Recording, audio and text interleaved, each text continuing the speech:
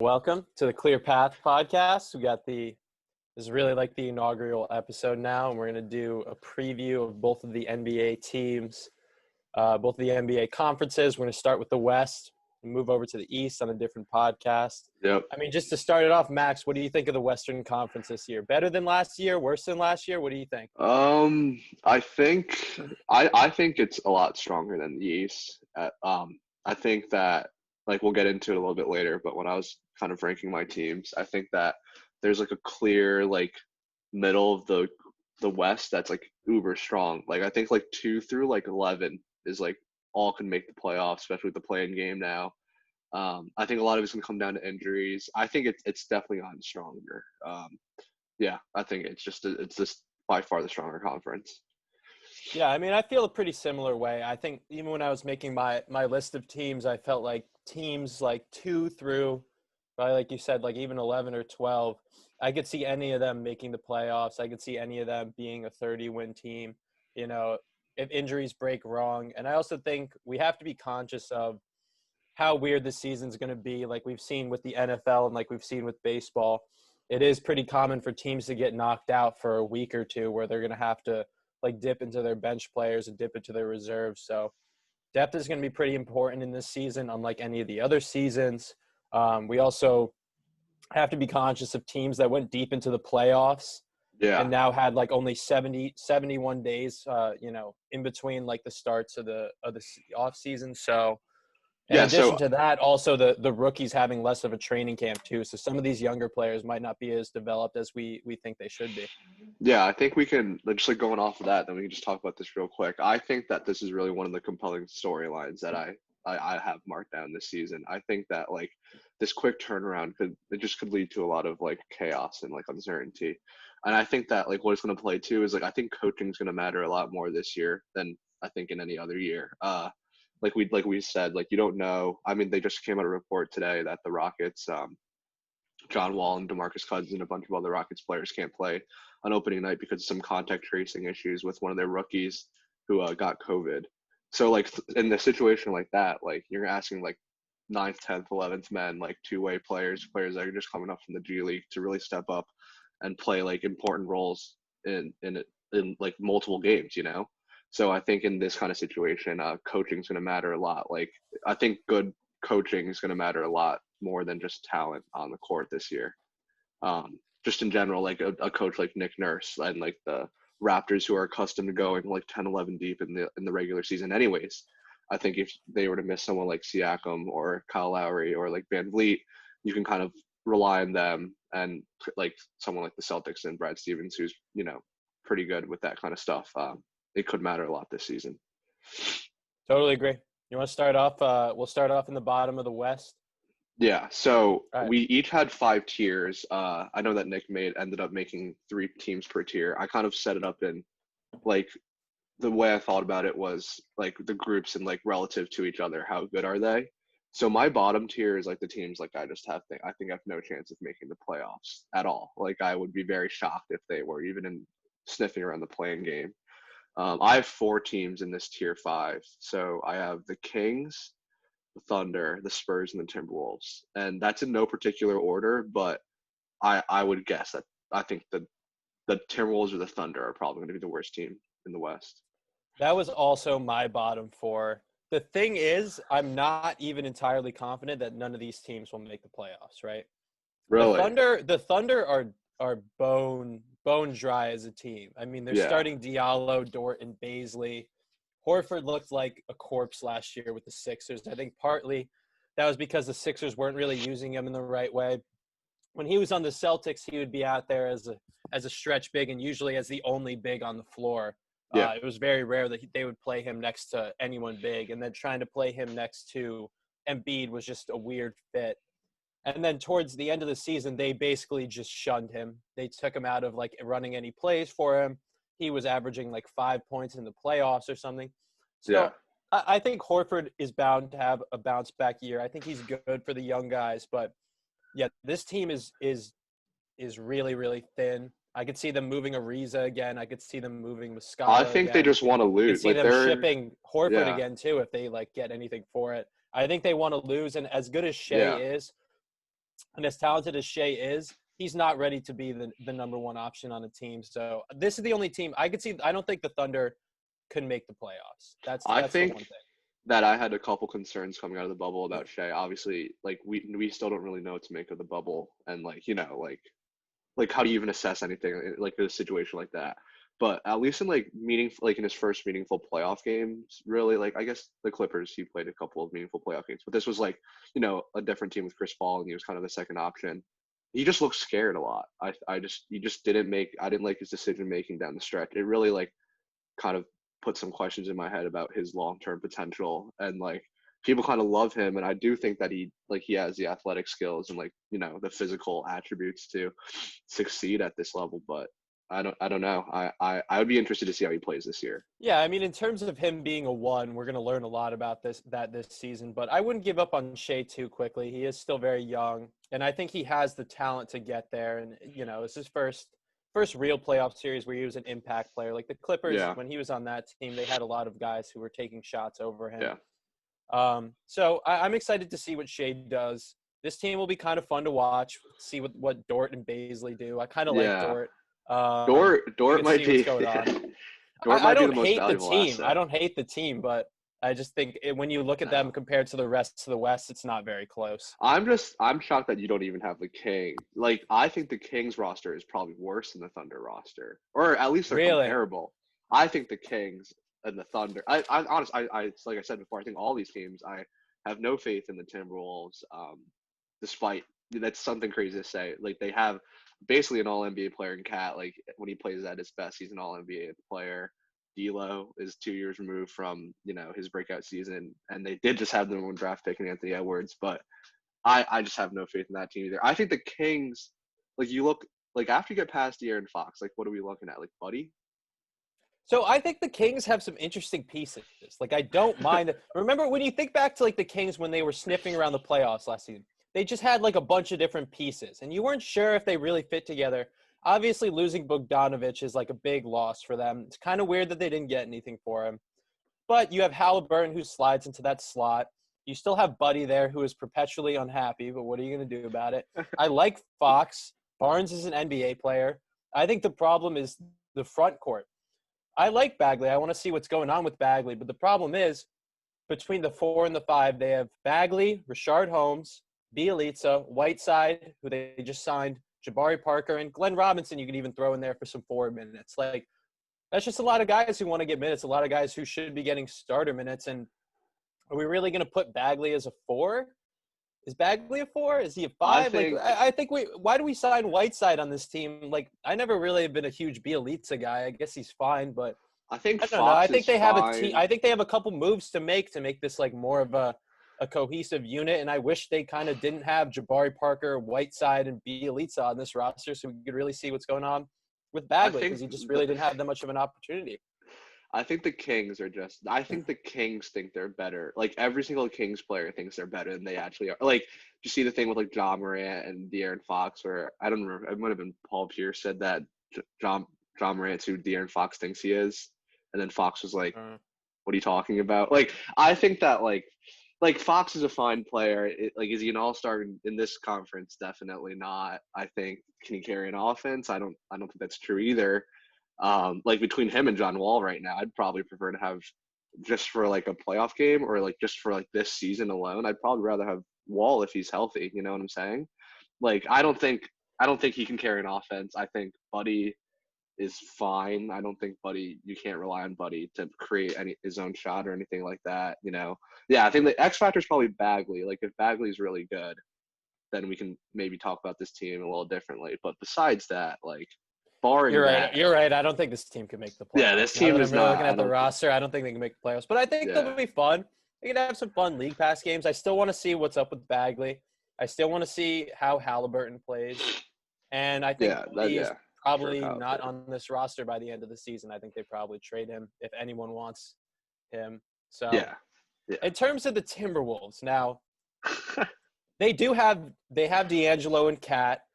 I'm not crazy about D'Angelo. I think he's a good offensive player. A lot of mid-range shots for my liking, but I think D'Angelo's a good player. Is he a 1? No, but he was a 1 and they made the playoffs.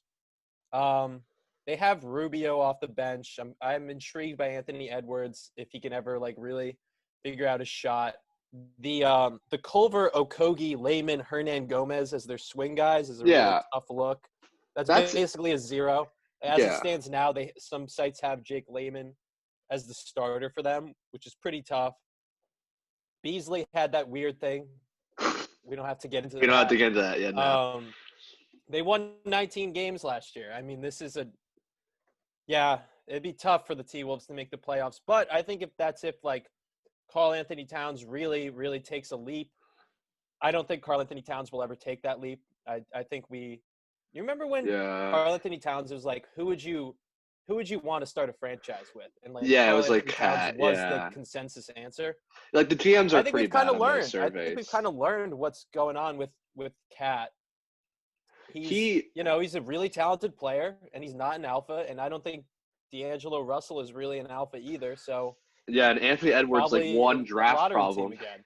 Yeah, like Anthony Edwards, like coming out of the draft, like yeah, great physical prospect, but we just don't know if he wants to play basketball. Like they just went through that with Wiggins, and they just ran to get rid of Wiggins. Like it's crazy that. Well, it was weird that he was like he likes football more. That was the Yeah, thing that's about just him, like right? That he likes football more. That's a little yeah, concerning. yeah, That's really concerning, actually.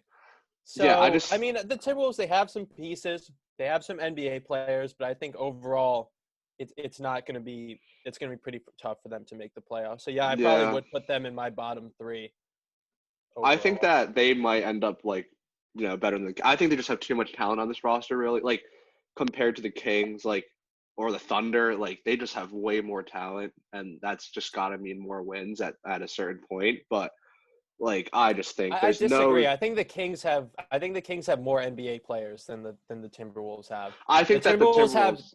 D'Angelo, Beasley, Cat, Rubio, Edwards, and then everyone else. It's like, are you excited about Ed Davis?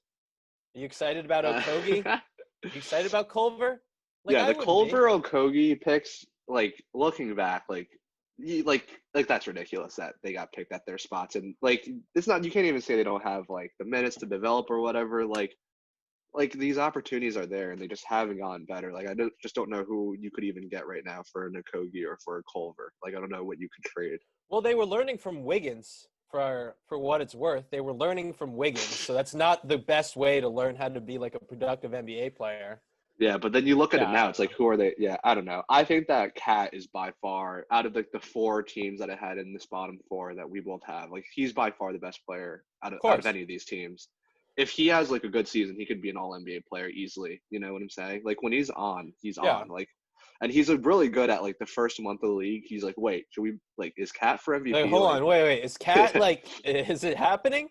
yeah, and then And then he they'll tails break down off. like this team Yeah. isn't stopping anyone on defense. No one, not Yeah, a a single crazy player. stat that I saw was that they were like second or third in the league in 3 pointers attempted last season, which is like if you think like they don't have shooters really. Like Cat took the most threes. Like he takes like 10 threes a game. He's the biggest player in the court. Like it's him and D'Lo, and then like who else should be taking threes? Like why are they taking so many threes? They don't have So, shooters. is it time to have this discussion about Karl Anthony Towns? Can he be the only big man on a winning team? Because when you think of like the NBA big man right now, it's a guy is like the defensive backbone of a team, right? You think of like Embiid.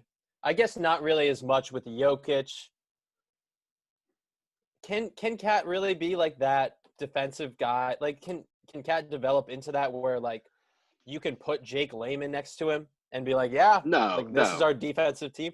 So should Cat be a power forward? Should he be in like the AD role where you have a traditional center next to him playing? I think that Cat just can't be the one.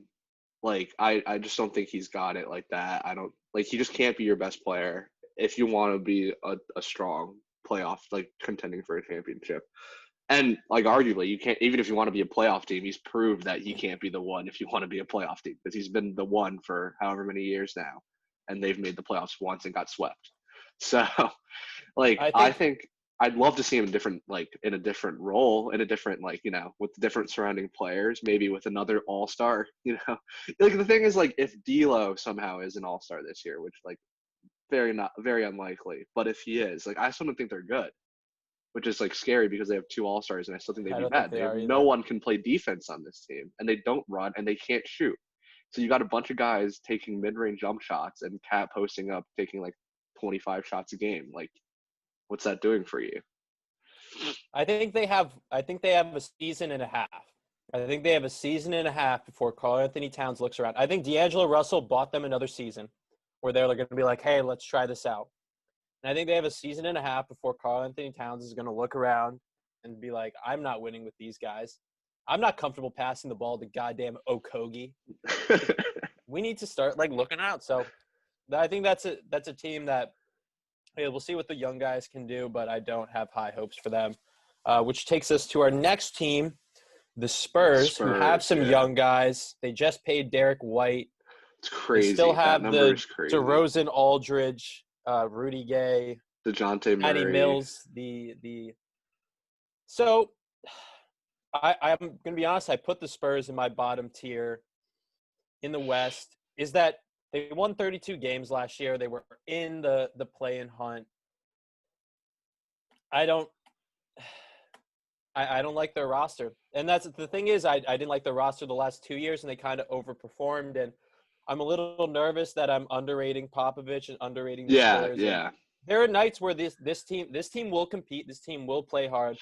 I think me putting them in the bottom tier, the West, is kind of partly that just the rest of the West is getting better and getting Yes, better. And I Aldridge agree. is a year older. I DeRozan agree. is never been my cup of tea as an NBA player. And I think they have a trade or two to make, and it's kind of time to really flip it around and start seeing what they really have with DeJounte and Derek White and Lonnie Walker, and letting some of these young guys play. I don't really like Pirtle either, but I think this team is probably time to start flipping it over, and so that's kind of what I'm accounting for by putting in the bottom tier, that they have a trade or two to make before the season is over. Yeah, I think the path to the Spurs being better is what we kind of hit on at the top of this, which was that this might be a season where coaching matters more than any other season, right? And Pop is clearly one of the best And coaches in the continuity NBA. too. Yeah, Continuity. like the Spurs are known for their, they have a great system. Everyone buys into their role, and I think that's probably going to be huge this year. So if they do end up, fighting for a play-in spot or even a playoff spot, like that would have to be the reason, right? Like they outperform because of the system and because of Popovich. But if you're just looking at the players in the roster, I know DeRozan felt disrespected by the 82nd player thing by ESPN, and I don't think he's the 82nd best player in the NBA, but I also don't think he's a top 50 player necessarily. Like I don't know if he has that anymore. And like what young players are getting you excited on the Spurs? Like they have not there. It kind of seems like they got a lot of players that you would like to be the seventh best player on your team. And when you got a collection of seventh best players, you don't really end up having a good team in the NBA. So that's kind of how I Yeah, I landed on don't the think I'd Spurs. want DeJounte. I mean, I could start DeJounte, but I would need a scoring guard next to him, and I'm not sure Yeah. Derek White or Lonnie Walker are that. Yeah. I think the Spurs will probably overachieve if they keep their team together like they usually do, but it's kind of been a slow decline, and I think these other teams are much more interesting to me than the Spurs are. Yeah. And that's probably part of the reason I put them so low, but there's not really anything fun to talk about with the Spurs. Yeah. So, We can sorry, move on. they're a Yeah. little low. All right, They're a we can little move low. on to tier 4. I think we've kind of hit Okay. on these bad teams pretty hard. So, All right, so all tell me right. the teams you have in your tier 4. Yeah, so I got 3 teams in here. I got this was a little bit of a struggle. Like it's hard to tell. So like this is when it starts getting a bit hairy. Like I honestly think like tier 4 and tier 2 teams, like you can kind of talk me into everything. Anyone kind of being anywhere with this. So I have the Warriors, the Grizzlies, and the Rockets. And I was debating on putting the Rockets at 5, like tier 5, but I think that just like out of respect to James Harden, on the off chance that they don't trade him, which I think is extremely unlikely based on all the reports that we've been reading. The most recent one is that the Rockets want Michael Porter Jr., and we can talk about that a little bit later when we get to the Nuggets, but I think Michael Porter Jr. is on the table totally if you're going to get James Harden back. Yeah, but like out of respect to James Harden and how good he is as an NBA player, I think they got to be at least a playing team. You know what I'm saying? So here's the break in it that I'm not really sure what to do with this. I don't think Harden will play for the Rockets this season. I don't think he will. I think and whether that's sitting out until he gets traded or, just not really putting in all that much effort while he's out there on the court. I mean, just Harden has been acting like a guy who's had a foot out the door since halfway through the offseason.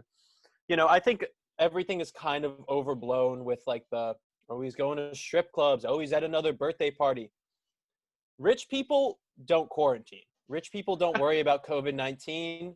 Rich people don't care about that. They will go and party anyways. It doesn't matter. It doesn't matter to Harden. And it's kind of just become a meme at this point of people being like, yo, is that Harden in the other side of the club? Like, let's post that on social media. Like, let's get a bunch of likes on this. I do agree. That's what Harden alluded to in his Instagram post. So, but he's not gonna want to play for this team. I don't see a way they really make the playoffs because I don't think Harden is there unless they get some good pieces back for Harden. Now, I think John Wall is an intriguing piece. I kind of like him and Boogie playing together. I think that's kind of fun. Yeah. I think Eric Gordon and PJ Tucker, if Harden is gone, those guys are probably on their way out too, especially Tucker. I like Christian Wood. I think that's a cool signing. I think he's an X factor. I don't want to see what he can do with this team and it's a little bit of like a good stats, bad team kind of guy, but I like the way he moves. I think he's got an interesting kind of game. I think he's athletic. I think he's kind of what you would want to be like a stretch 4, a stretch 5 in this league. So, but I mean, their bench is so slim. I mean, it's McLemore, it's Sterling Brown, it's Caboclo, who's perpetually 2 years away. 2 years away from being 2 years away. So, I mean, outside of John Wall, it's Eric Gordon handling the ball on this team, and if they get rid of him and they get rid of Harden, I mean, this team could bottom out and be like really bad. So, but the problem with Harden is I can't figure out what team he's going to go to. I can't find the team that that has the pieces that they could trade for. Yeah, so that's why it's kind of hard to project. Also be okay with. Yeah, it's hard to project what this roster is going to be. I mean, what was the rest of your tier 4? So did you have the Rockets in tier 4 for you?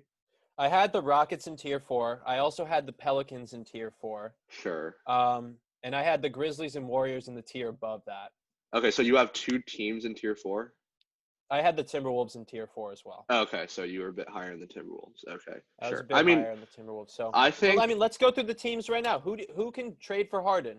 The Lakers aren't going to do it. Yeah. The Clippers, maybe if you can't trade the Paul George contract, so it's hard for them to get that. They don't have the Nuggets have been a team that a lot of people have talked about, but I think the Nuggets are likely. So here's the thing with the Nuggets. If they're giving up Harris, Will Barton, and MPJ, so MPJ to do it, and then either Harris, Barton, maybe Millsap to make the contracts work, then that team is thin, is bone thin after that. Then you're looking at I don't even think Monte they need Morris, to do that. JaMychal Green, and Hartstein as like the other players on the roster. So I don't think that's like a great – and plus you would have – your 3 best players are all below average defenders. And yeah, but it's not like Harden taking the ball from Jokic and Murray. I don't think so. Yeah, I think that the conundrum is more like if you're the Nuggets and you're looking at we can get to this a little bit more later, but if you're the Nuggets and you're looking at like the Lakers and the Clippers, who I currently have, a bit better than they are, you got to look at yourself and you're like, we're not a great defensive team to begin with, right? And Michael Porter Jr. is fine, Gary Harris is fine, but if you want to take this next step, you need to change something up, right? It's been a couple seasons now. I know Jamal Murray took a step last year, and they made it to the conference finals, but I don't think anyone's projecting them to be, contending for a championship this year, especially in the West. So I think especially since I don't even think you need to give up that much to get Harden. If the Sixers aren't putting Ben Simmons on the table, which Daryl Morey did say, I think a couple weeks ago, like, we don't know if we can trust him or whatever. I personally would not trade Ben Simmons for Harden. And I think that Daryl knows better than anyone where Harden's at right now and how Harden would be in the Sixers. If you're not really bidding against Ben Simmons, then you're kind of just bidding against what the Nets are giving up. Like like we said, there's not a lot of trade partners out there. And if Harden's going to keep, screwing things up and making it really hard for you to exist as a Rockets franchise, you might look at Michael Porter Jr. and just Will Barton and like 3 first-round picks and be like, you know what? That might be the best offer we can get right now, and we kind of need to do this deal. Like, I don't think necessarily the Nuggets are that off. I think I think Gary Harris is pretty much like a net neutral. I think Millsap is I think he's a neutral. negative, personally. Barton was out for most of the bubble playoffs last year. Murray and Jokic are just like great. And if Michael Porter Jr. can be all right, what let's they save think this he for is, later. which is Let's save this for a when long we get to Nuggets. All right. We'll save on the Nuggets. We'll save that for the Nuggets. I think the Nuggets are good. I think the Nuggets are good. I think all right, so we were talking consensus about is the like Rockets. yeah, the Rockets are pretty low, but you got to give them respect because we don't really know what's going to happen with the Harden deal. So I think they could easily be one of the worst teams in the NBA as well. But who knows? Like if Harden, for what? See if they get back. Look, if they get back Hero and Duncan Robinson and picks for Harden, that might be a playoff team. Exactly. Yeah. So it's their high variance, but who knows? Okay, so I had the Grizzlies, you had the Pelicans. Yes. So a bit of a split. I have the Pelicans in the tier above, and I'm pretty bullish on the Pelicans. Okay. I think that the Grizzlies, I just don't. I think that Ja is going to be really good. I think they have a couple young pieces that could take a step. Dylan Brooks, Jaren Jackson's supposed to miss the first month of the season, but he'll be back at some point. I like a couple of these pieces. Kyle Anderson's fine. Jonas Valanciunas is like a quiet 18 and 10 every season. I like Jonas. Good. Yeah, he's like perennially underrated as a center. Like he's kind of as good as Vucevic is at this point. But I just don't see, unless Ja really takes this like definite all-star superstar level, I just don't see them doing much more than fighting for a play-in spot, and especially in the West. Personally, I agree. I think they'll be at the bottom of the West because I think the top 7 is really tough to break into. But I think I would want the Grizzlies over the Pelicans at the bottom of the West. I think the Grizzlies are a better team. Now, do they still need some shooting? Yes, they do. But I think one of the things about the Grizzlies is it's just a feel-good team. Everyone on that team is happy. They know that Ja is the best player. As long as Ja stays healthy, this team is a good team. They have a little bit of offensive creativity with those long. I kind of like the long guys who can't shoot, like Kyle Anderson and Winslow. They can't shoot, but they come in there, they mix things up a little bit. I'm interested to see what Winslow can do. I think Brandon Clark can slide into that Jaren Jackson Jr. I love Brandon. Role. Yeah, Brandon Clark is continuity. They're keeping mostly the same team together and they're running it back versus the Pelicans, who kind of created this weird fantasy team of do these pieces really fit together? Versus with the Grizzlies, I know the pieces fit together, and they could be one trade away from getting Buddy Hield and having him start in the Kyle Anderson role, and now you have more shooting.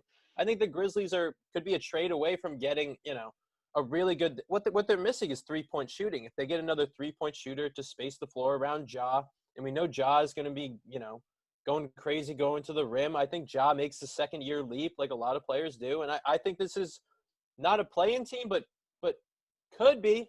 They could make the playoffs. They're going to be around that team. They're going to compete. They're going to play hard. I like the Grizzlies. I think they're a good team. I think it's just, at least when I was watching them last season, I think Dylan Brooks is a fine player, but when he's taken 20 shots, when he's your second best scorer, I'm just concerned personally. I think Jaren Jackson, a lot of these Jaren Jackson points, I think you just look at the box score, you're oh, he shot 10 for 15 or whatever. He's pretty efficient with it. But I think when you watch it within the flow of the offense, it's a lot of corner threes. He's relying on a lot of setting up from Ja. And I think that Ja is capable of doing a lot of setting up. But I think he's still young, and I think he needs help around him. I don't like these Dylan Brooks contested mid-range jump shots. I think Brandon Clark's a good player. I don't think he brings you a lot on offense. It's a lot of people that need setting up, and it's putting a lot of pressure on John Morant to be excellent if they want to be a playoff team. So that's why I'm a bit low on them. I think what I'm going off of here is there are a couple teams that might get better, but if Ja can take that next step up, and they do need someone else to step up and be that second kind of creator, and if they can do that and step up, then yeah, I think they're good. But when I look at the Pelicans, I don't see them really having too many creative people who can create that much for other people too. So I mean, if you want to start talking about the Pelicans now, Well, let's just do the Warriors really quickly before we get to the okay, Pelicans. you want to do that? All right, let's do it. Yeah, I think that I mean, after last night, so we recorded this after opening night. I mean, they got absolutely killed by the Nets, and watching that game, I was just like so sad that Clay wasn't out there because Clay would make a huge difference on this team. Like, if Clay was on this team, I think they're just as good as anyone, honestly. Steph looks like he hasn't lost a step. He looks fine on it. He looks great. It's the young pieces that are kind of scary. So Wiggins looked awful last night, but even before, like, we know Wiggins is a classic. We know what Wiggins is. Yeah, we know what Wiggins is. Yeah. We know what Wiggins is. He's fine. I think that I think Steph Curry is too good and Steve Kerr is too good of a coach for them to be awful. Like, I think that's what it comes down to is you have Steph Curry is going to be 28 and 10, 28 and 8, 28, 8 and 5 on like 50% from the field, 40% from the 3-point line. Like, he's just going to be way too good. You got, like, you know, a couple of, like, Wiggins will give you points. Oubre will give you points. I like Oubre's energy. You know, when Draymond comes back, he should, you know, provide some stability for the offense. I'm really big on James Wiseman. I love James Wiseman. I think he has a lot of potential to be really good this season. I think he's not going to be asked to do a lot, and he's just going to ask you to dunk and, like, put his hands up. Like, it's going to be Roy Hibbert, but more athletic. And it seems like he has kind of a jump shot, which, you know, the Warriors love shooting threes. So if that's the case, I don't see them having a lot of top-end talent, but I don't think that their floor is just high. Like, you got to give respect to Steve Kerr and Stephen Curry. I don't think this is a bad team. I have them in the third tier in the West with the Suns, the Grizzlies. Steph is amazing. We love Steph. But I think it's a dangerous team the way it's set up right now because Wiggins thinks he's the second guy. Wiggins is probably the second guy. He is the second guy. I like Oubre's energy. You know, He was closer to 20-point scorer with the Phoenix Suns last year. Yeah. But he's not a second scorer. He's the guy who kind of like cleans up stuff. He'll give you some putback dunks. He'll give you some, like, you know, rolling to the rim. He's a good player, but I wouldn't want him to be the second scorer. Draymond has been kind of falling off a cliff recently. You kind of want Draymond to be the fourth or fifth best guy in your starting lineup with everyone else around him being able to shoot and make a little offense. I'm not super excited about Draymond, you know, running a pick and roll with Andrew Wiggins or whatever, you know. Yeah. And Wiseman, I think Wiseman can be something, but their bench is really kind of tough. I like Bazemore. Bazemore brings them a lot of good energy. He's a guy who knows what he's doing on the court and can do a lot of things for them. I think they'll probably end up starting Bazemore.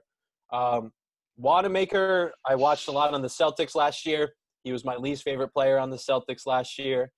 You know, he knows what he's doing on the court, but he also does a lot of stupid things on the court. And you're like, why did Brad Wanamaker just pull up from 28 feet? With 20 seconds left on the shot clock, like that was a little weird. I'm not crazy about Damon Lee. I think Pascal is vastly overrated. I think he was a big bad team, good stats guy.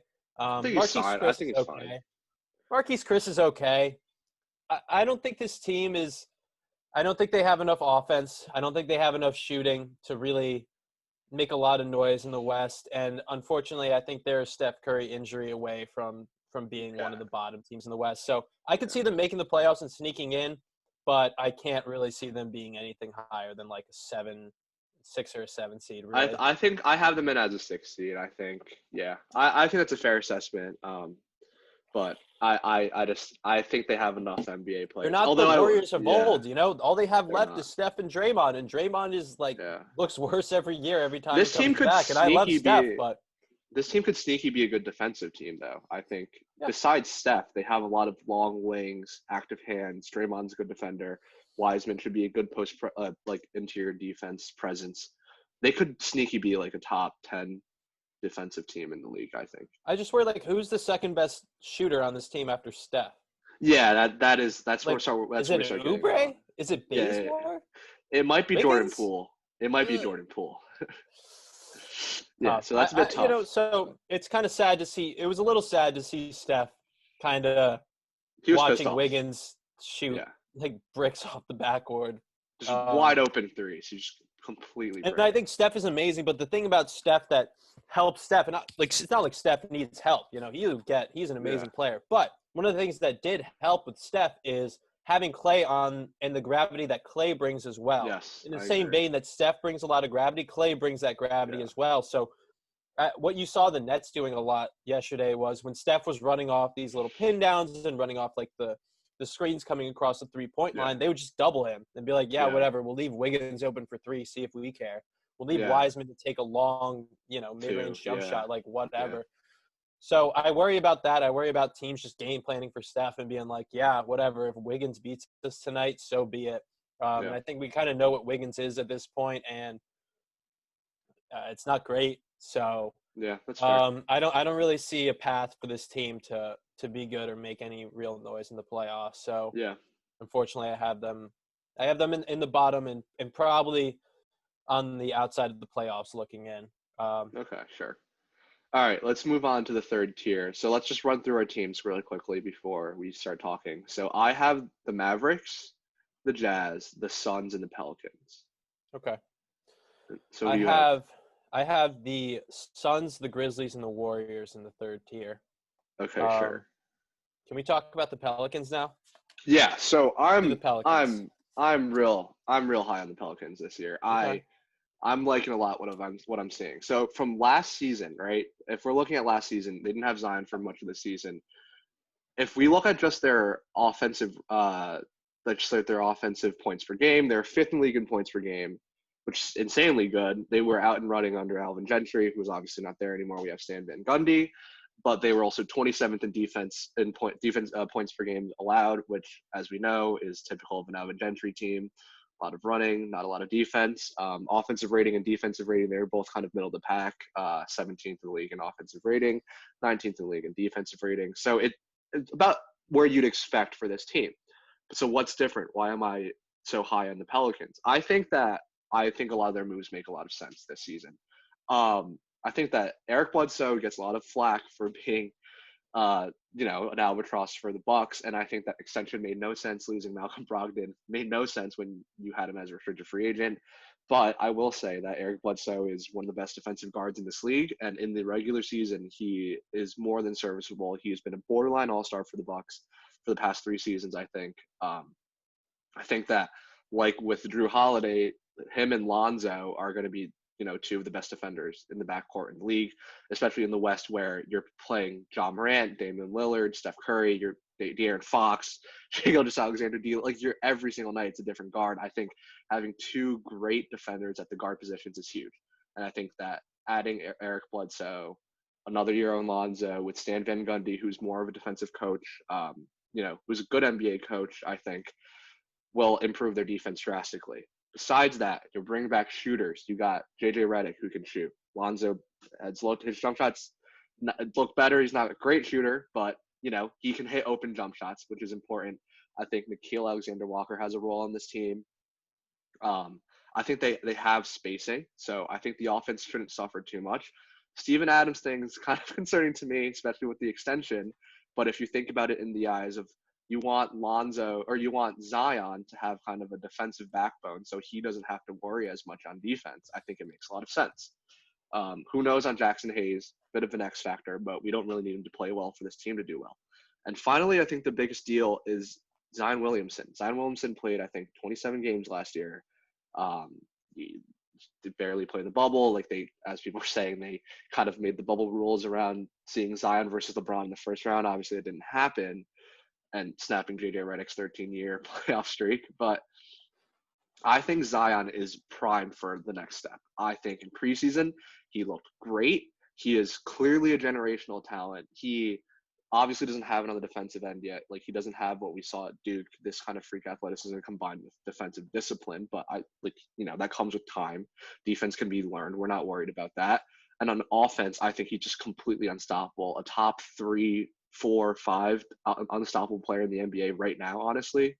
I think that he provides matchup problems for every single team in the league. I don't think anyone in the league can really guard him just one-on-one, It's kind of like Giannis in that way. And I think that he's ready to become an all-NBA player, just like him and Ja. And I think the biggest difference between the Pelicans and the Grizzlies is I like the Pelicans surrounding cast more than I like the Grizzlies surrounding cast by a lot. All right. I understand that. So my problem with this team, and I think they'll be a decent team. I don't really like the way the pieces fit. I think a lot of places have Lonzo and Bledsoe starting alongside Ingram, Zion, and Steven Adams. So Ingram is a good shooter. Ingram is I kind of like Ingram as a player. I mean, he had a lot of opportunity to kind of, work some things out. No one else was really taking too many shots on that team when Zion was out. So I think Ingram's an okay player. The thing is with Ingram and Zion, they usually stagger those minutes. They didn't have a ton of minutes of those guys playing together. So I'm a little bit concerned about that, about just throwing those two guys together and saying, hey, like, let's see what happened. Ingram is a player who likes to dart towards the rim, who likes to have a lot of space with him. And I'm not sure having both Zion and Steven Adams kind of down there in the paint is the best thing for Ingram's offensive development. The second thing I'm kind of nervous about with this team is I don't think Lonzo and Bledsoe is a good pairing. Defensively, will they be better? Sure, they'll be better. But those guys are both not people I would want really shooting spot-up shots. And if you look at the starting lineup as a whole, it's Lonzo, Bledsoe are both below average shooters. Ingram, we'll see. Zion, we'll see. And Steven Adams is a non-threat as a shooter. So I think they're going to end up having to start J.J. Redick, and whether that's over Bledsoe or over Lonzo, I'm not sure. But they're going to have to start one of J.J. Redick or Josh Hart to take those spot-up shots. So Okay, but I think it's not that. Okay.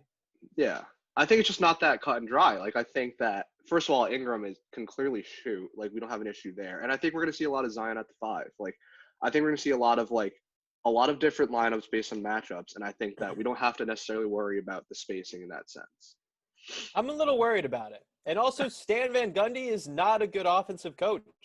I don't know why people are looking at Stan Van Gundy being like, yep, that's the savior for the – is that what you want from this team? Like, I guess, yeah, they'll be a little bit better on defense, but I think you want this team out and running in transition. You want Lonzo throwing it up to Zion. You want, like, JJ shooting pull-up threes in transition. You know what I mean? Like, you want them to be running, and I think they're kind of – like, I'm not sure what this team's identity is now. Are they going to be a defensive, like, juggernaut? I don't think they're going to be good in the half court.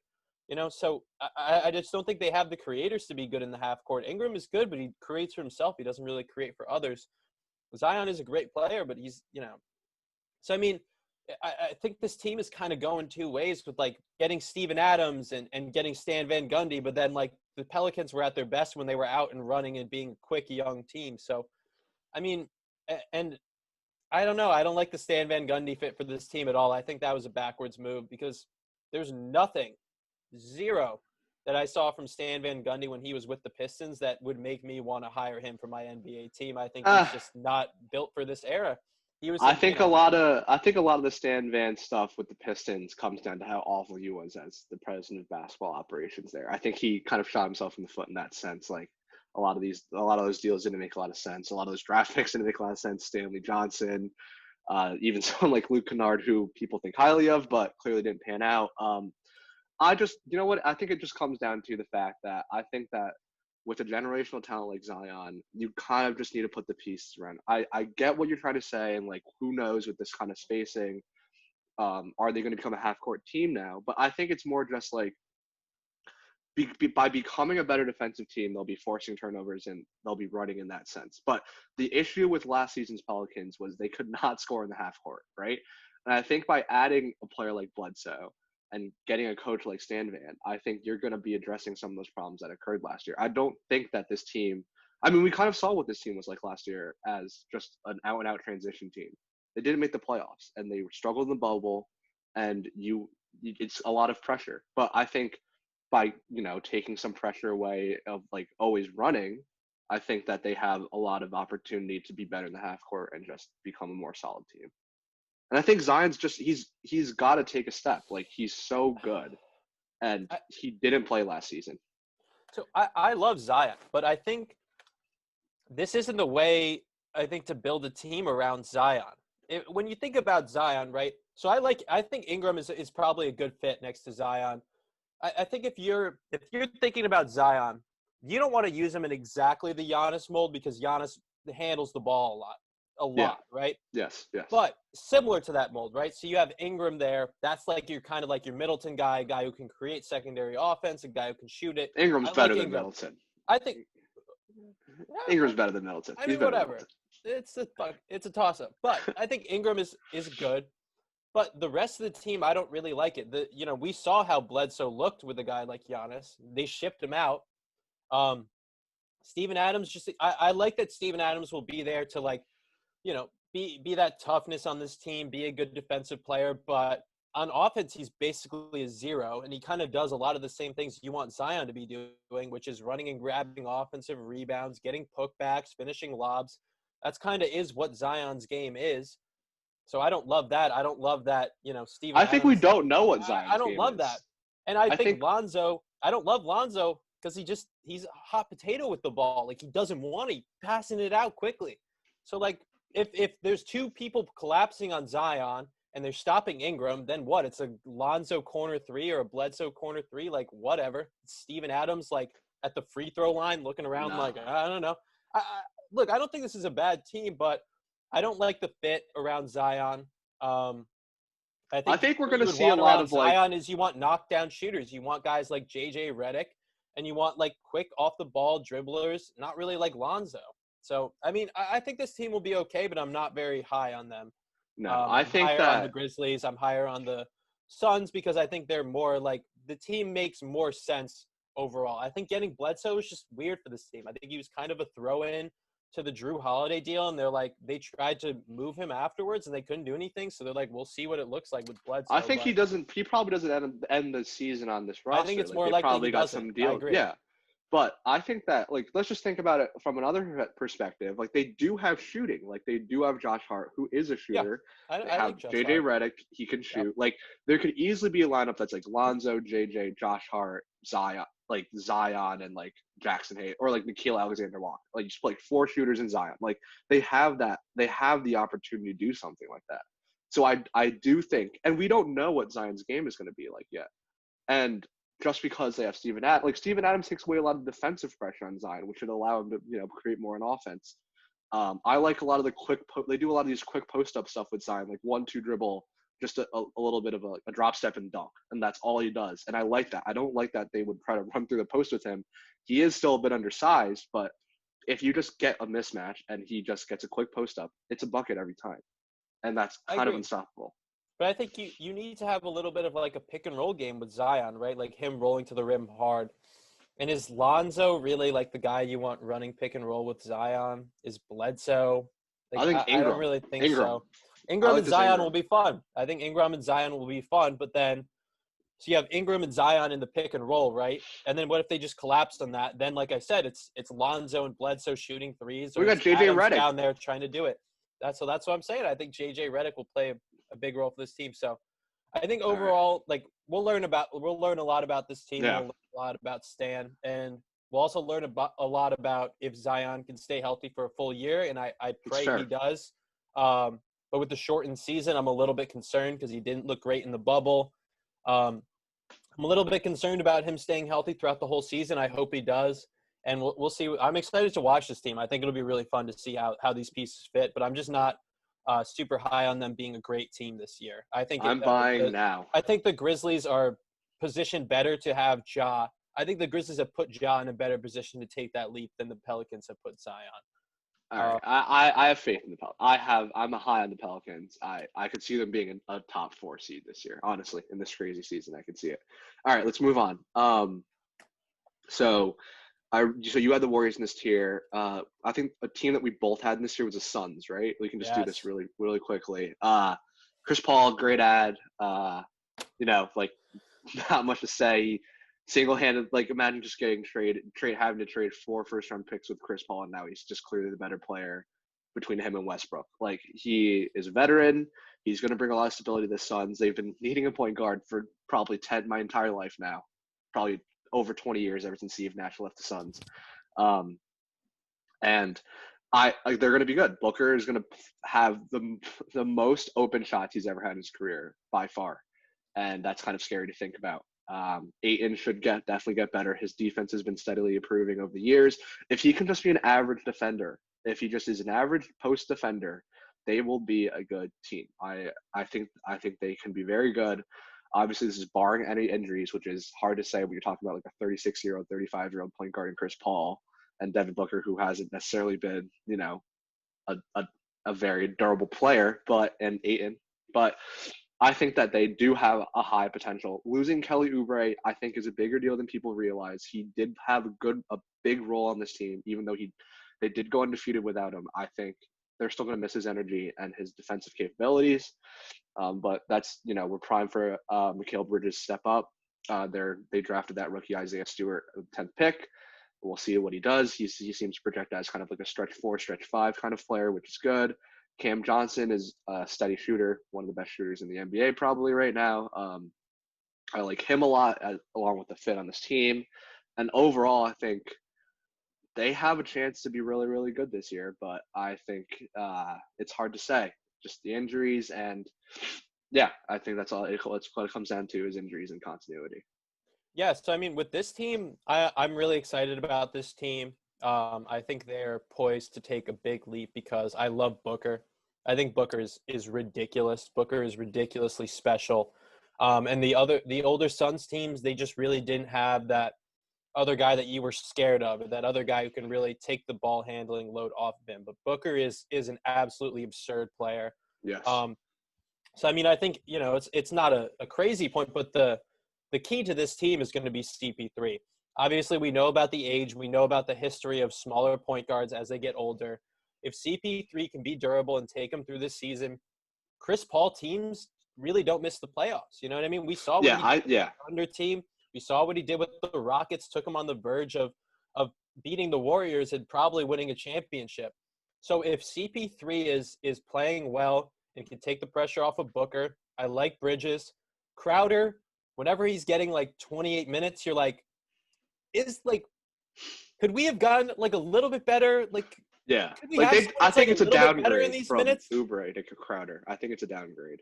But Crowder is a steady player. He will shoot some threes with you. He's a little bit of a streaky shooter, but he's got some MFer in him. He's a little mean. He's got a little bit of an attitude, which I like. I like that, this team has toughness for a team that has like Ayton, who I don't think is a super high motor guy, or Booker, who I don't think is a super fight him guy, or this team lacked a little bit of toughness, and I think bringing in CP3 and Crowder is absolutely perfect for that. I just love the way their starting five looks. I mean, you have CP3 and Booker to handle the ball. You have Bridges and Crowder to shoot, and you got Ayton there to clean up everything, get rebounds, and put stuff back. That's an awesome team. The only thing I worry about a little bit is their bench. Campaign, he looked okay, but do I want Campaign to be my bench ball handler? Probably not. Etuan Moore, he's kind of been a corpse for a little bit. Cam Johnson, I like as a shooter. Saric, I think is okay, but he's kind of had a little bit of some weird seasons ever since he's been off the Sixers. So I think there may be a bench piece away from really, really threatening to be really good in this Western Conference, because I mean, Booker is a special player. He really is. I couldn't be higher on Booker. I think this could be the season that Booker really takes the leap. And it's not like he hasn't been averaging nearly 30 points for the last couple seasons, but for him to learn from CP3 and really see what it's like to be the lead scorer on a team that's in the top of the West, I'm really high on this team's potential. I think if they can figure some things out, they could really threaten to be within, the 4 or the 5 seed in the West. I'm really high on this team. Yeah, I think at this point, if the Suns don't make the playoffs, that's a huge, huge disappointment, which we can't say. We haven't been able to say that for years now. You know what I'm saying? That's how big the CB3 ad is. So we'll see. We don't have to talk too much about the Jazz, I think. I think there's not much to say personally. I think Donovan Mitchell might have showed a different gear in the bubble, just like Jamal Murray did. Those games are crazy. Some of the best basketball games I've ever watched. I like him a lot. I think if he can sustain even 80% of what he showed in the bubble, that's going to be huge for them. The Gobert extension, I think they kind of were in a weird spot to do that. You kind of risk losing the asset if you don't do that. but you also not necessarily like how valuable is Rudy Gobert these days. I don't know. Like there's arguments to be made about Anthony Davis being in your conference now for the foreseeable future. So it is valuable to have, probably the best defensive big man in the league. Then again, he has made an all-star team, I think in his entire career, and he's 20 years old and just signed to a 5-year extension on the max. So you're going to be paying him probably, 40 million, 30 million, 30 plus million when he's 30, 33. So I don't know, hard to say, but I think they're kind of in a tough spot there. They didn't really add anything, just like Derek Favors. The roster's kind of the same. Favors. Yeah, Favors is fine. I think just a lot of it comes down to Donovan Mitchell's growth. He's got to, if they want to challenge for like a top seed, if they want to make the conference finals, Donovan Mitchell just has to be an all NBA player. And if they're not, like he might not be, but if they're going to be good, he has to be an all NBA player. That's it.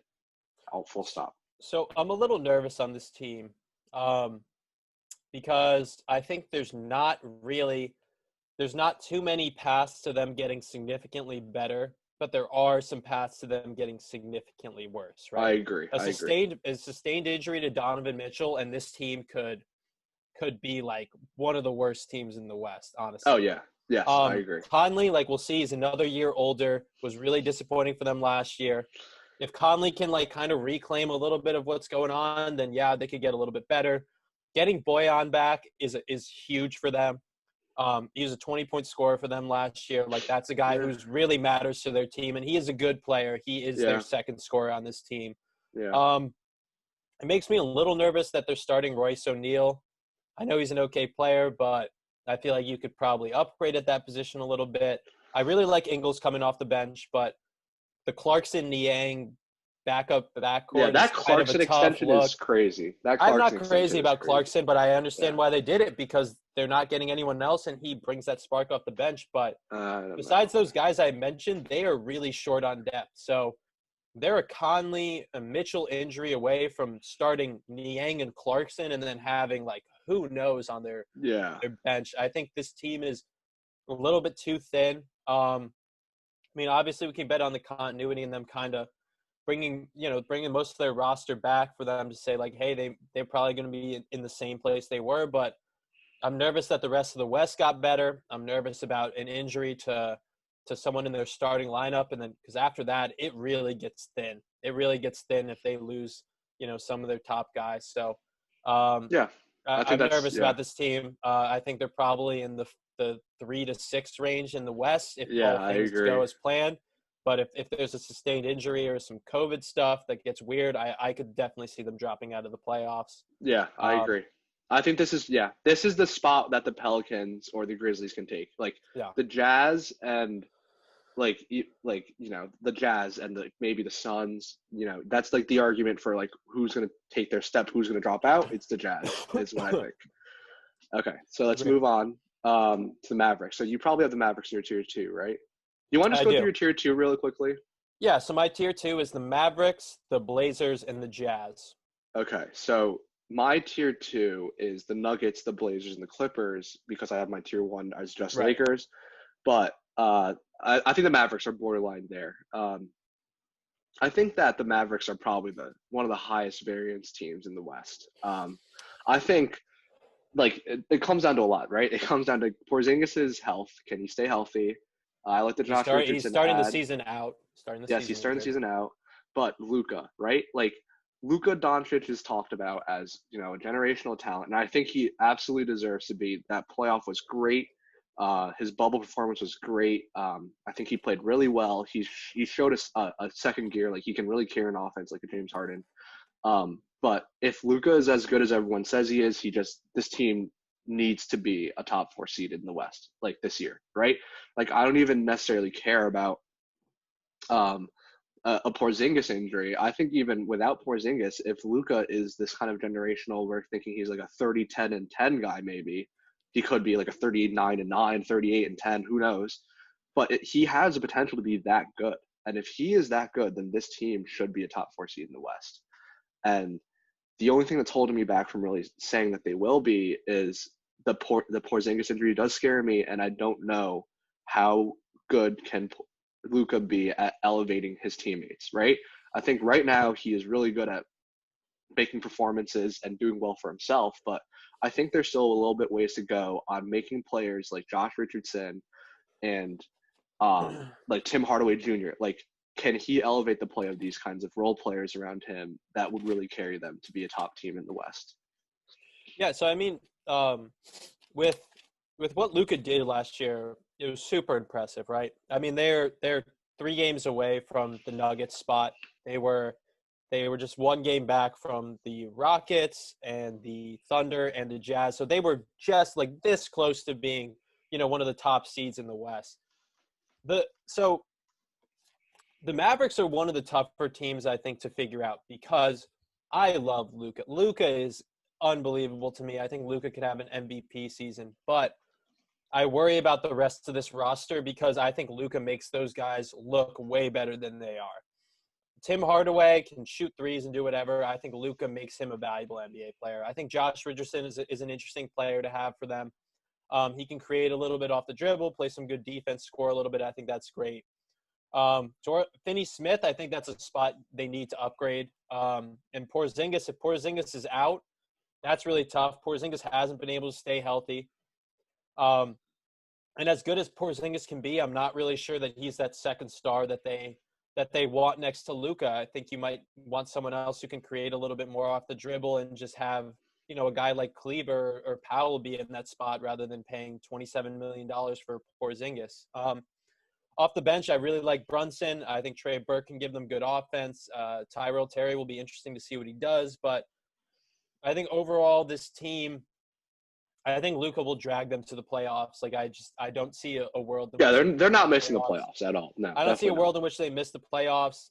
It's hard to say, like, can Luka take another step because, God, he was amazing last year. Yes. And, like, this team, the rest of the team, if you take off Doncic off this team might win, like, 20 games, legitimately. This team is the Knicks. Might win, like, 20 games. This team is the Knicks, yeah. I think they put complementary pieces around Luka, which is nice, but if you had better shooters in the spots of Finney Smith and, Josh Green is going to play minutes for them and Kleber, and if you can put some better players around Luka, I think this team could be a top 3 seed in the West for sure. As it stands now, it's a lot to put on Luka. If you have a sustained absence of Luka, if Porzingis isn't healthy for a lot of the season, then I worry about if this team could fall into the back seeds in the playoffs. So, I mean, it's all up to Luka. It really is. And, the Mavericks organization to put him in the best position to succeed by putting complementary players around him. I think they have the skeleton of a team that makes sense. But I think there are a couple spots that they could upgrade, specifically the Hardaway spot and the Finney Smith spot.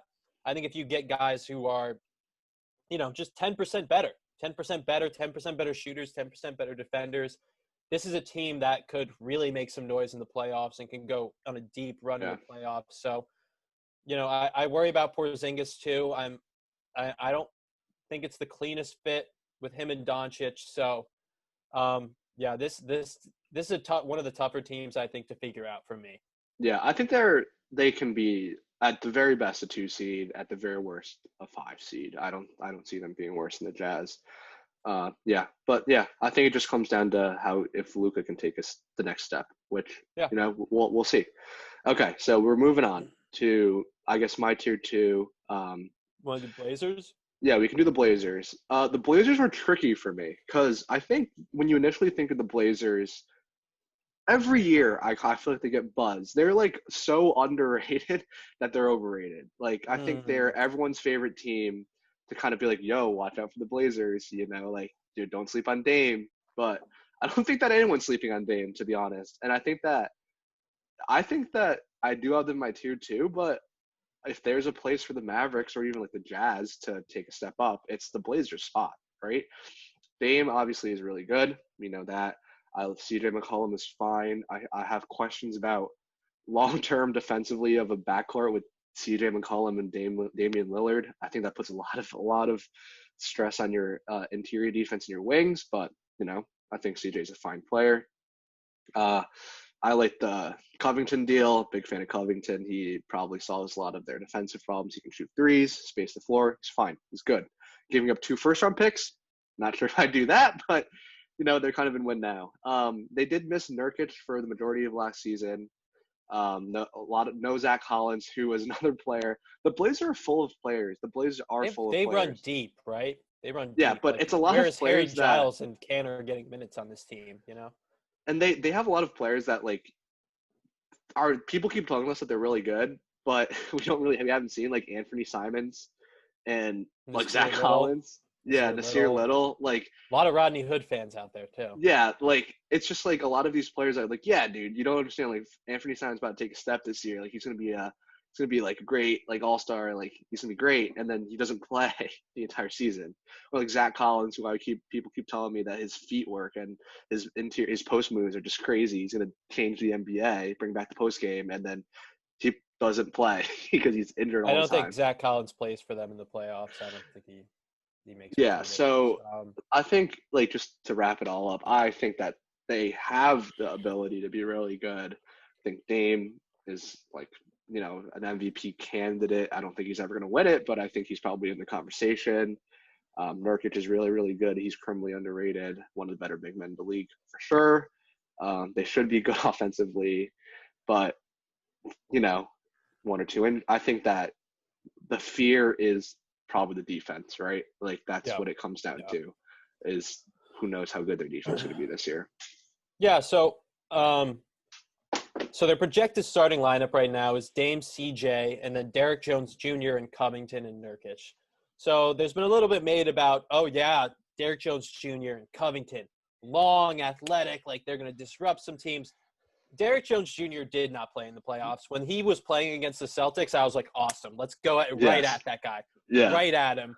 Yeah. So I think that's kind of a smoke and mirrors kind of thing that I think will kind of absolve itself as the season, and he'll probably be their 8th man by the time the playoffs roll around. However, I'm not super concerned about that because they do have Gary Trent Jr., who I really like. That's a guy who he has some MFer in him too. Like he is a really tough player. He'll get up in your face. He plays good defense, can shoot a little bit. Like I think Gary Trent Jr. can very easily slide into that Derrick Jones Jr. spot. And then I like their team. Obviously, they're with the Dame and CJ backcourt. They're always going to have trouble kind of stopping other backcourts. But I think this is a good team. I think bringing back Nurkic is really big for them, and they can just get offense from so many different places. Yeah, that's true. Dame, CJ, even Carmelo coming off the bench, Canner coming in for 10, 15 minutes and giving you a couple baskets. Rodney Hood can do some things, I guess. Like I'm not crazy about it, but he can do some things. Yeah. So I think you hit it right on the nose. Is can they play enough defense? Is this Derrick Jones Jr., Covington really going to be enough to like sustain that long-term success? But I mean, last year they were 35 and 39 with getting railed by injuries and having the worst wings in the league. Like Hazonia was playing they were asking Hazonia to play real legitimate minutes, and they're like, Hazonia, like we need you on this one, and that's really tough because the Knicks gave up on him.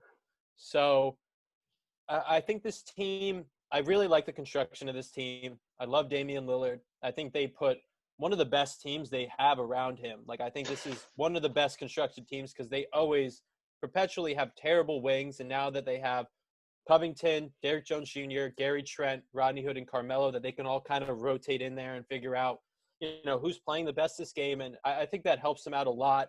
They have some decent bench depth with, you have Cantor there if you want a little more offense. You have Zach Collins there, who can do a little bit of everything. And then Harry Giles, who knows, like he could still be a solid NBA player. Like I hold out a little bit of hope for Giles. So I think this team is really deep. I think they have a lot of different looks they can bring out. And so I just think overall, like with how deep this team is and how much continuity and bench depth is going to matter, I think they're going to be a good regular season team. I could see them, being in kind of that middle tier in the West. And if a couple things break different, I could see them being better than the Mavericks and the Jazz and the Suns. I could also see them being a little bit worse than those teams if, things don't really turn out well. But I really like the construction of this team, and I think just having like that guy Damian Lillard that you can throw out there. I mean, Dame is better than anyone that's on the Jazz or on the Grizzlies or on the so yeah. I think this is a good team. I think this is a good, solid team. I think they could be middle of the pack in the West, towards the upper tier. And, I think with the Blazers, what brings me a lot of security is I kind of know what they are. I know what Portland is going to be. I know what Dame is going to be. I know how this team is going to work out. And I think I think they'll be a solid team. Yeah, it's just the defense, but we'll see. All right, let's move on to the. Do you want to do the Nuggets or the Clippers? Let's do the Nuggets. All right, cool. So Nuggets, like we touched on before, I think sleeper candidate for not even sleeper at this point, but I was on this pretty early on. I think that that James Harden to Nuggets has a bit of traction there. Nuggets were the darling of the bubble. A lot of 3-1 comebacks. Jamal Murray and Jokic have proven that we can almost never really count them out. Speaking of Jamal Murray, his leap in the bubble was insane. I think his PR in the bubble was 24. It never had a PR above 18 his entire career. His 6 points it's a lot on the PR scale. And I think that they are a very, very good team, like the Nuggets are every year with Jokic. Jokic is an all-NBA player. He's the best passing big man in the league, probably the best big man in the league at this point. It's him or AD. Like, I don't think Embiid's really in the conversation right now based on last year's performances. But what scares me about the Nuggets is that you kind of are relying on a lot of Jamal Murray's inconsistencies, right? So Jamal Murray's clearly the second option, and the pick and roll with him and Jokic is pretty unstoppable. But if we take away the bubble, which I know it's hard to say something like that, but it's really hard to just, with no fans and away from all the distractions, like he played great, but that's just not the case this year. I need to see if he can do any of that consistently. Like, can he be 23-7 with good efficiency? Like, can he do that? If he can do that, this team is really, really good. This team is probably the 2. I probably have them as a 2 seed in the West. I think they probably will end up being the 2 seed in the West. I think they're probably going to be better than the Clippers this year.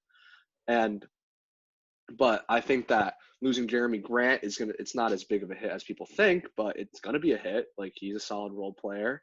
Paul Millsap's getting another year older.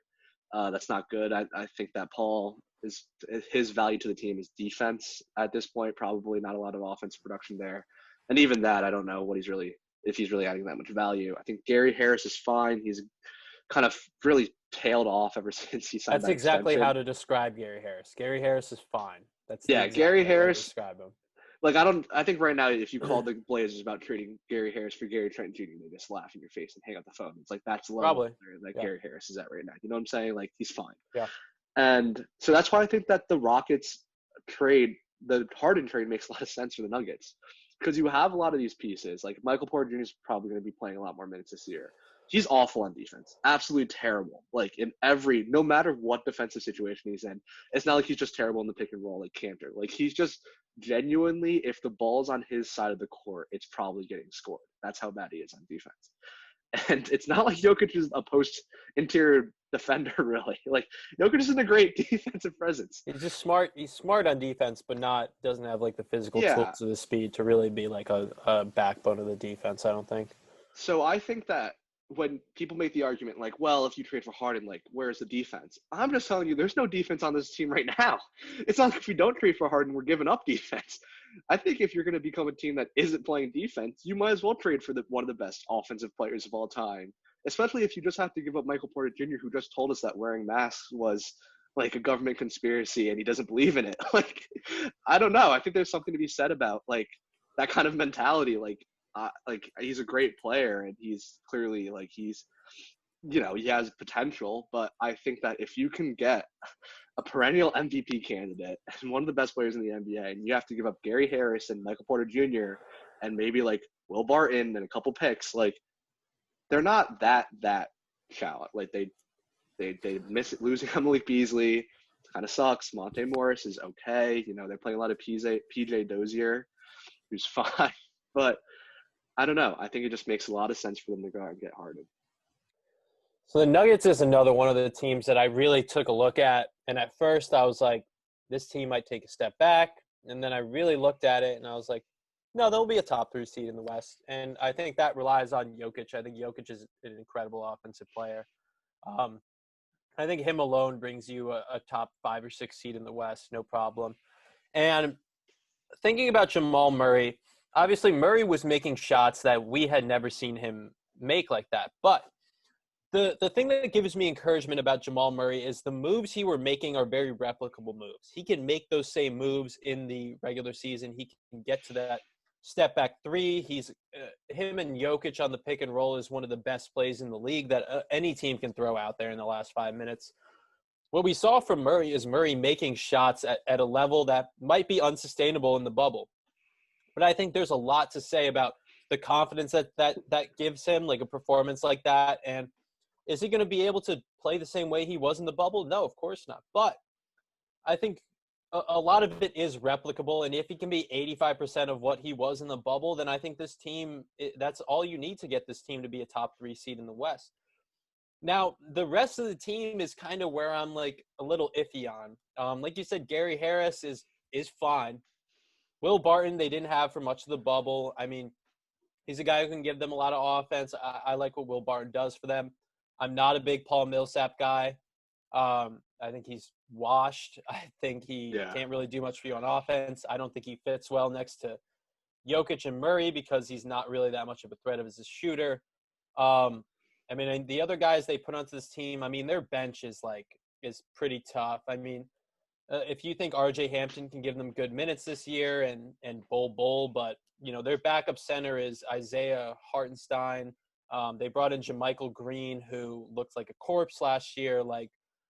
So I think that front court depth is really thin, and it's like, all right, are you going to actually rely on Bol to give you good minutes this year? Like, that's kind of tough to look at.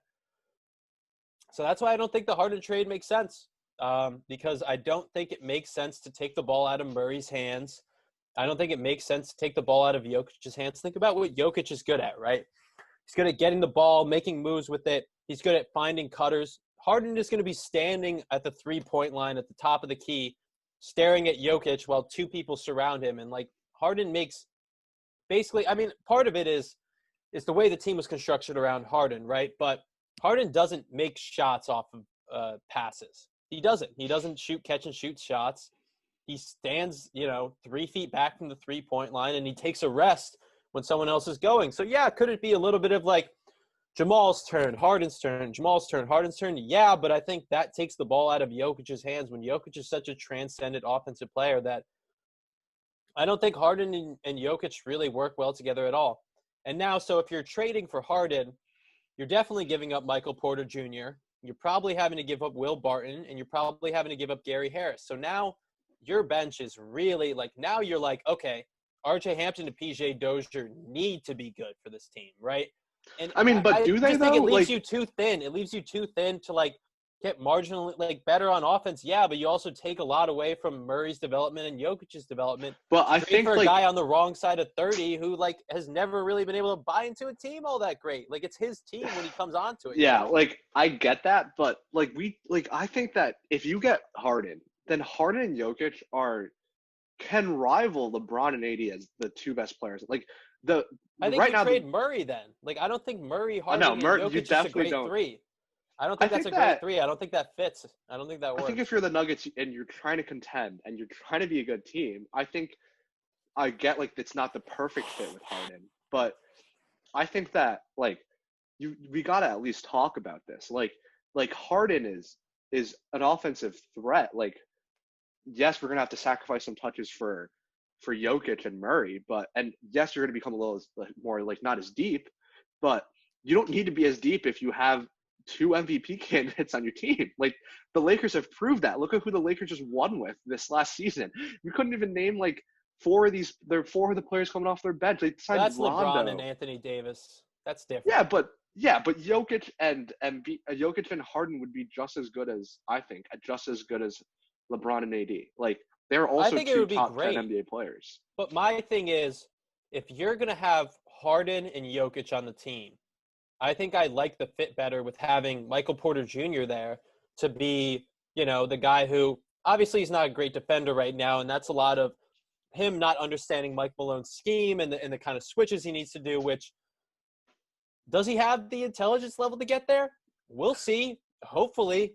But I think when you think about that Harden-Jokic team, you would rather have a guy like Michael Porter Jr., a piece who doesn't always need the ball but can get off a lot of threes, can do a lot of catch-and-shoot threes, can make quick moves to the basket, can play like decent defense, rather than a guy like Jamal Murray who needs the ball in his hands for him to be effective.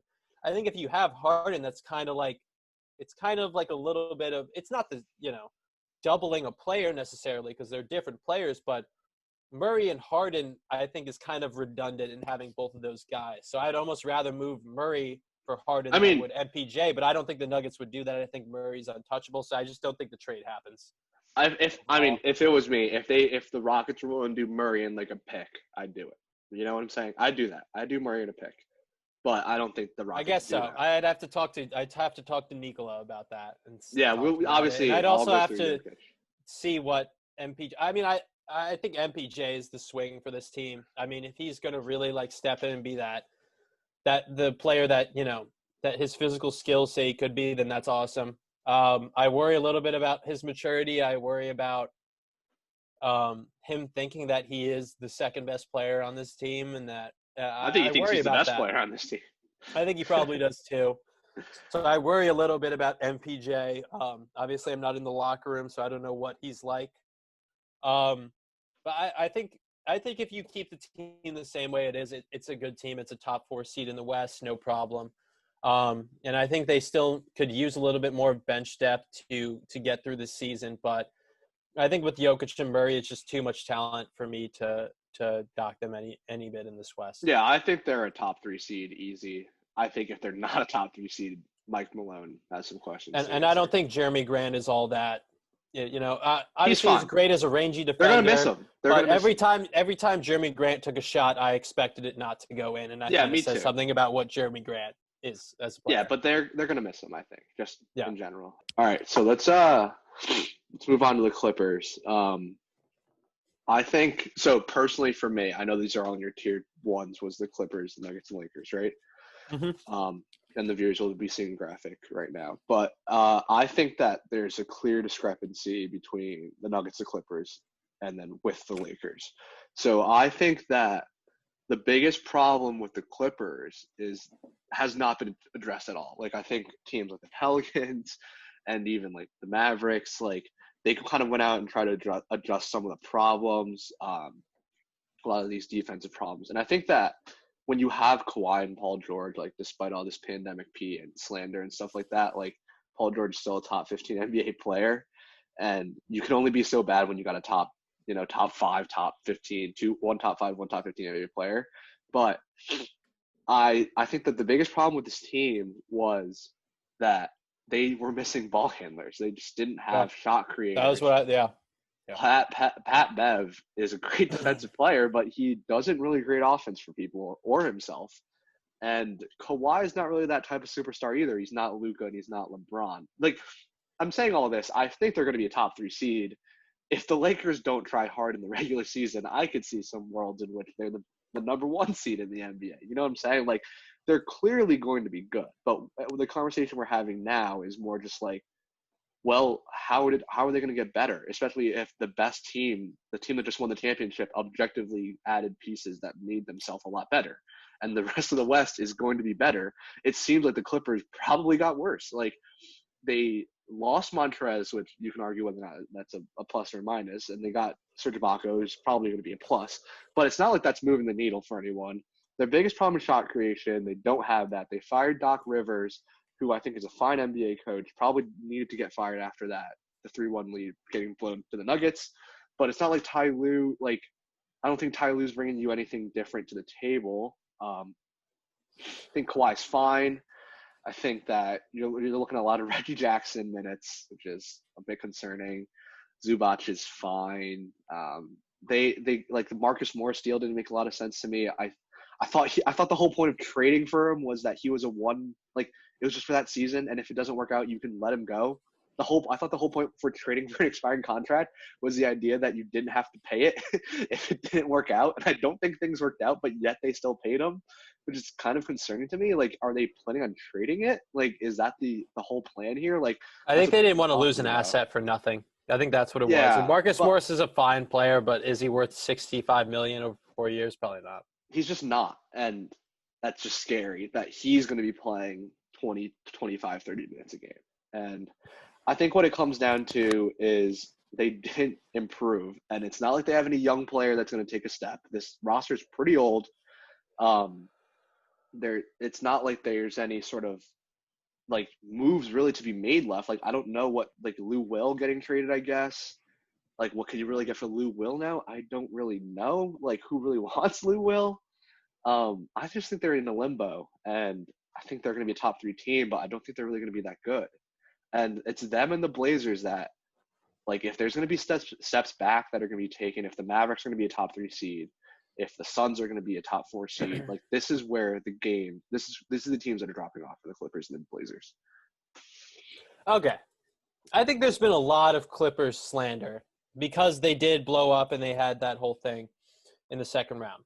Now, in the regular season, I'm not worried about this team at all. I think they'll be a top 3 seed in the West. I don't think it's a problem. I think they have enough depth that they're going to be a solid team all around. I mean, you know, even off their bench, Reggie Jackson, Lou Williams, Kennard, Batum, and Zubac, all those players have flaws, but those are all, with maybe the exception of Batum, like those are all decent rotational players. I love their starting lineup. I love Kawhi. Kawhi is amazing. And so I'm not worried about them in the regular season. I think they'll be a top 3 seed. I think they're fine. What I worry about with this team is I worry about the playoffs. So when we saw Kawhi last year with the Raptors, right? Kawhi was amazing as a player, but what the Raptors had that I think the Clippers didn't have last year was that institutional leadership, right? And that institutional structure. So we saw a lot of fallout afterwards, and especially from Doc Rivers and Paul George, right? You know, kind of throwing shots at each other as they went out the door, right? And I think Doc Rivers had kind of had his run in LA. Yeah. And he was kind of had one foot out the door, it kind of seemed like. And I'm not shocked that team blew up like that. There was also that whole incident. People forget about this, that the Paul George and Doc Rivers incident, where they were coaches. Yeah, he cheated on his daughter. Paul George was dating Doc Rivers' daughter. Cheated on her with the stripper and got the stripper pregnant. And then they were just they were just coaching each other. And of course they're like going to throw shots at each other going out the door. Yeah, so it's yeah. And now Doc is Kawhi. I love Kawhi, but he's not a leader. He's not a leader. He's a leader on the court, leader by example, yes, but he's not a vocal leader, right? Yeah. So then when you're looking at the Clippers afterwards, like, who is that leader voice going on to? Is it Doc? I don't really know. Like, Doc is a great motivator, but I don't think Doc was the guy who's in the trenches like, we're about to lose a game 7, like, let's go. Yeah, Doc's also won a lot of game 7s. I don't want Paul George to be that leader either. Paul George is very, very you can tell he thinks a lot about his stuff and how he's going to be remembered and his legacy and a lot of stuff like that. And I think Paul George is very mercurial in that way, and that he's kind of like almost a little bit like Kyrie, where it's like one day this guy is like, having a great time. The next day he's like, man, I'm just not getting the shots that I need on this team. They're not using me the right way. Like, I don't want Paul George to be my leader, right? Yeah. Marcus Morris, I'm sure he's a very vocal guy. I don't want him to be my leader either, because he's going to start thinking he's the best player on this team. Yeah. So, like, I think, and I just think that the whole vibes of this team last year was just weird. It was a weird construction team. And they didn't fix anything. So nothing got fixed. I'm just so confused. I think they fixed some things, but not enough for me to say they're better than the Lakers. So Kawhi is amazing, right? Yeah. Montrez was really bad in the playoffs last year. We'll get into that more once we get to the Lakers. But so I think Ibaka over Montrez. I'm in the regular season, maybe, like, I'm not really sure, because the Raptors were careful with what they did with Ibaka last season and not playing him too much. But in the postseason, I think Ibaka is a definite upgrade from Montrez. Sure. Right? Okay, I can agree with that. Batum, I was shocked at how many minutes he was playing last night against the Lakers. Yeah, Batum is playing a lot. At what they were asking. I think they're going to be asking a little bit too much from him. I think they're asking a little bit too much from Kennard. But in the regular season, I think that gets you okay. So the main problem with this team in the playoffs for me was that the Clippers are very talented, but who is going to be that lead ball handler to get Kawhi some easy shots, right? They don't have one. Kawhi literally led this team. in every single statistic, points, rebounds, blocks, assists, steals, all 5 categories. He led them in the postseason, right? Paul George, for all this stuff that was made about Paul George, he pretty much put up the same stats regular season for playoffs, right? It was about 20, 21 a game, 4 assists, 6 rebounds, but his shooting percentages fell a little bit, right? In the regular season, he was 44% from the field, 41 from 3. In the postseason, he was 40% from the field, 33% from 3, right? Yeah. And when you look at Kawhi when he did, and I think, the path to success for Kawhi is putting him in a similar position to what he was with the Raptors, where you have institutional leadership around him. You have a lead ball handler in Kyle Lowry, and you can get him. He's still taking the last shots, but you don't have him carrying the entire offensive load throughout the entire game, right? Yeah. So if you look at Kawhi's stats from the postseason with the Raptors versus the postseason you just had with the Clippers, right? Yeah. Kawhi's 3-point percentage dropped from 38% with the Raptors to 33% with the Clippers. I think that's a function of him not getting the ball in the spots they need and not getting those easy shots, right? His assists went from 4 assists with the Raptors to 5.5 assists with the Clippers, right? Mm-hmm. That's putting the ball in his hands more. He's going to have to, he can create for other players. He's an amazing player, but that's not what you want Kawhi doing, right? You don't want him in that LeBron role. You want Kawhi to be that, awesome killer, right? And then his free throws went from 9 with the Raptors to 7.2 with the Clippers. I think that's a function of, again, him having to create a lot of the offense and not being able to just get him the ball in easy spots in his spots. You know what I mean? That's him at the top of the key, having to create for other players and so putting a lot of pressure on him. And Kawhi is amazing, but you need that guy to be able to get him easy shots. You need that second scorer in the playoffs, and it's not Paul George. Paul George is a fine player. I don't want him to be my second player in the playoffs. Lou Williams was atrocious in the playoffs last year. As he always is. He averaged 13 points. He shot 43% from the field, and he shot 24% from 3. Yeah, he's awful. So it's not Lou Williams. I am sure it is not Reggie Jackson. Oh, my God. What? Yeah. I don't want – so – and it's not Patrick Beverley. Patrick Beverley will play good defense, but he's not that lead ball handler. So – all around, this is a talented team. Kawhi will bring him to a top 3 seed in the West. I'm almost sure of that as long as he can stay healthy. But my concerns for them are going to be in the playoffs. They need another ball handler. They need that guy who can settle down the offense a little bit, get the ball to different guys. I mean, I think Chris Paul could have been a great fit on this team. They obviously didn't really have the pieces to trade for him. But they need that guy to kind of settle things down, to get Kawhi those easy shots. And maybe that's a Kyle Lowry move at the deadline where you move Morris and some I don't know what else they really have to move for him, to try and get that guy who can settle things down and be that solid point guard and be that institutional leader. And we'll see if Tyronn Lue can be that leader for them. But the concerns are all still there for if they make the playoffs. So I'm not worried about them in the regular season, but in the playoffs I think they still have problems that they didn't really address. They just don't have a ball handler, and I just none of the pieces that they did, the moves they made in the offseason addressed those problems. Luke Kennard does not create shots for anybody. No. All right, we can move on to our final team that we both agree, or at least I believe is by far and away the best team in this conference, and probably the best team in the league. Our reigning champions, the Los Angeles Lakers. Full disclosure, I think that they are the favorites to repeat this year. I agree. I think they're well set up. Rob Pelinka deserves a lot of credit for what he's done this offseason. I think he's turned a roster that people are questioning the pieces around LeBron and AD to a bunch of real NBA players now. Like the decision not re-sign Rajon Rondo, I think it's a good decision. Don't think we're ever seeing that version of Rondo again. I think that the Montrezl Harrell signing at $9 million a year is huge. The fact that you can get the $6 million a year at $9 million a year is kind of crazy. He's going to be very valuable in the regular season. I think that Dennis Schroeder was really, really good for the Thunder in their 3-guard lineup last year. And I think he can easily start for this team, provide a lot of, scoring that the Lakers might need in spells that they don't have LeBron and AD. Like we touched on the very, very beginning of this podcast, the Lakers have the least amount of time to get back to the regular season. And I think it was 72 days. So like a little bit over 2 months. And that is not a lot of time for 37-year-old LeBron James to get back into playing shape after a long playoff stretch in a bubble where he didn't see his family for like 3 months. So I think the value to strengthening their roster is that you can give LeBron and AD a lot of rest in the regular season because they don't need to be like they don't necessarily even need to finish as a 1 seed. Like their roster is talented. They have two of the top 5 NBA players in the league right now. There's no doubt about that.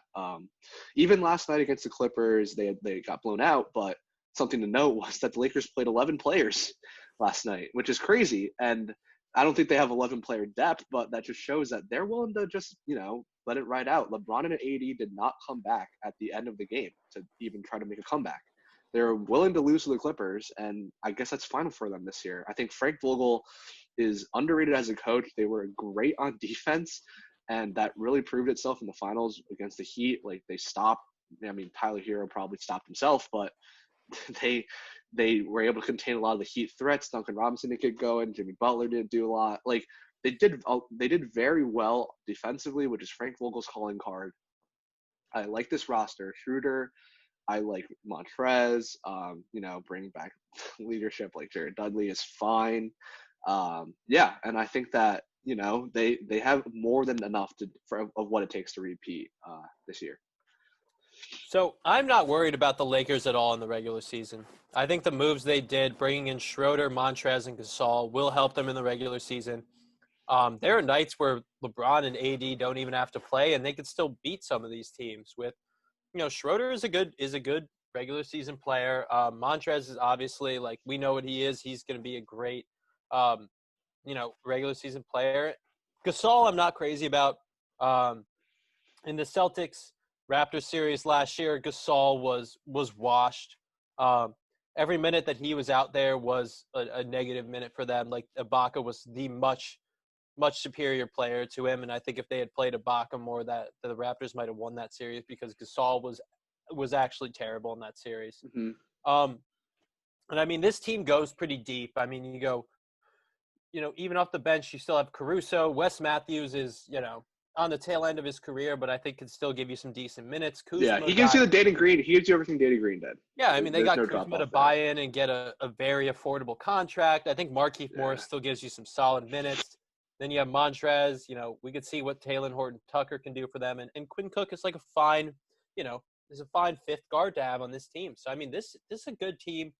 I'm not worried about them in the regular season at all, even with, like I said, LeBron and AD can take off plenty of games and they can still be the 1 seed. The thing that concerns me a little bit is, did they get better for the playoffs? So the 3 guys they added, Schroeder, Montrez, and Gasol, especially Montrez and Gasol are very important for this team because AD doesn't like to play the 5, even though that's probably where he would be best at. He doesn't like to play the 5. They like to have, a true center next to him.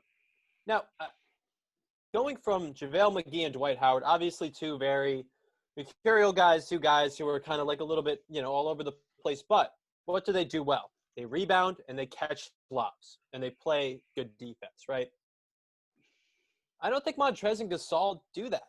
And Montrez got played off of the floor last year in the playoffs, and so did Gasol. I mean, they were both atrocious playoff players.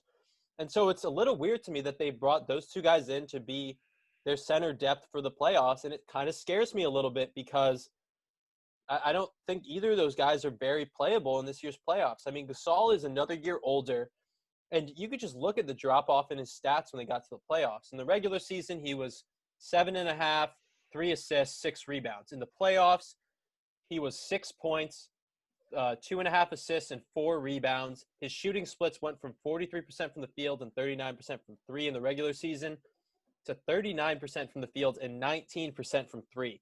And he looked washed. He's a smart defensive player. He is a smart player, but I just think physically he's hit a turning point in his career, and there's really no going back for that. So I wouldn't really trust him to be my starting 5 in the playoffs. And in terms of Montrez got played off of the floor.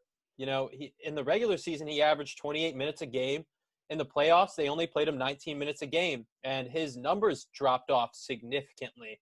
In the regular season, he was 19 points a game, 2 assists, 7 rebounds.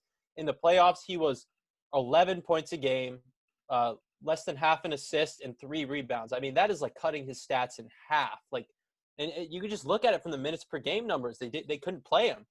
And so I think that's really concerning. You mean, if you look at their box plus minus, all 3 of those guys, including Schroeder, had significant drop-offs. Schroeder's stats all dropped in the playoffs too, along with his 3-point percentage going from 39% to 29% in the playoffs. I don't think you can count on any of those 3 guys in the playoffs, and that concerns me. I think that a lot of these Montrez concerns are a bit overblown. I think we have to remember that he was coming off of COVID. Like, that was why he was late to the bubble, was he had gotten COVID. And that's got to play a big deal on how he came back. Like, I think he's fine now. He should be fine now. So was Westbrook, though. So were a lot of players. Yeah, but we still don't really know how it impacts anybody really. And, Gobert, like, a couple months ago was like, I still feel the impacts of having COVID. He got in, like, March. So who really knows how he was feeling at the time? But even besides that, I think that this is the beauty of playing with LeBron James. Like, LeBron is going to make Montrez as good as he's ever been. Like, Montrez's role is to catch balls and dunk them. And LeBron is the best at giving people the ball at perfect spots where they can succeed, right? Like, even in year, like, is it 2021, 22 now? Like, LeBron is still the best player in the NBA at setting people up and getting them in the position that they need to be in, right? Like, he is by far and away probably the best point guard in the league still, even though he doesn't play point guard. So I'm not worried about Montrez. Like, maybe in the playoffs there's a couple of concerns there, but in the playoffs it's not like he's going to be touching the ball that much anyways, right? Like, in the playoffs it's going to be LeBron. They're going to need him to. They're going to need either Montrez or Gasol to step up and be that center in the playoffs, and I don't think and obviously it's JaVale and Dwight that you're filling in, but I think those guys' skill sets are significantly different from the 2 guys they brought in, and I think they kind of got worse in that sense in their backcourt depth for the playoffs, because I don't think any of these guys are really great playoff players. So, and Rondo, as much as we can make about it, Rondo was the 3rd best player for them by the end of that Heat series. He was the 3rd best player in that series. That says more about the team. And Schroeder's a good player. I think Schroeder's a talented player, but I don't trust him in the playoffs to do what Rondo did, with Rondo just being such a smart player and the ability to handle the ball and be in those scenarios and be confident and make the right plays most of the time. I think Schroeder's a little bit more of a wild card in that sense. And so, look, it's LeBron, it's Anthony Davis. They'll figure it out. I'd be surprised if we didn't see him in the finals again. I'm just saying it's a little bit concerning, the moves they made in terms of better in the regular season, sure. But in the playoffs, I'm not counting on any of those 3 guys. And to be fair, I didn't count on many of the guys in the roster last season. I'm just saying it's a little concerning to me that it seems like they kind of moved backwards a little bit for how they're going to look in the playoffs. Yeah, I mean, I think those probably concerns are valid, but like, the argument is that you're not getting that version of Rondo anyways. Probably, like, the Lakers probably thought they weren't getting that version of Rondo ever again. I don't think we're ever going to see that version of Rondo again, so you have to cut your loss there.